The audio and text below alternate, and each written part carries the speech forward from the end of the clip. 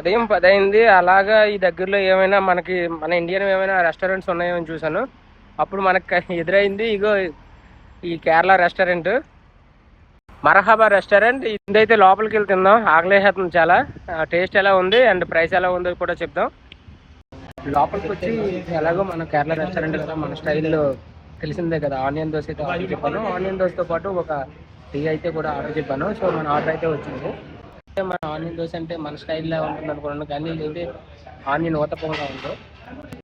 నాకైతే ఊతప్పం లాంటి దోశకి 4 వెరైటీస్ అయితే ఇచ్చాడు. ఒకటి సాంబార్ ఇచ్చాడు. సాంబార్తో పాటు కొంచెం కొబ్బరి చట్నీ ఇచ్చాడు. కొబ్బరి చట్నీతో పాటు పూరీ కర్రీతో పాటు ఆనియన్స్ అలాగే పచ్చిమిర్చి కలిపి ఒక ఇదైతే చేశారు చట్నీ. సో అది ఒకటి ఇచ్చారు. అదైతే అంతగా బాగాలేదు. పూరీ కర్రీ బాగుంది, నెక్స్ట్ ఇంకా చట్నీ బాగుంది, అలాగే సాంబార్ కూడా బాగుంది. మనకి ఇచ్చిన దోశల ఊతప్పం లాంటి దోశ కొంచెం కష్టంగా ఉంది తినడానికి. మెల్లికి కష్టపడి ఊతప్పం లాంటి దోశ తినేసాం. ఇప్పుడు టీ ఎలా ఉందో టేస్ట్ చేసి చెప్తాను మీకు. టీ అంటే మనకేదో మన సైడ్లో చక్కటి పాలతో చేస్తారు అనుకోవద్దు.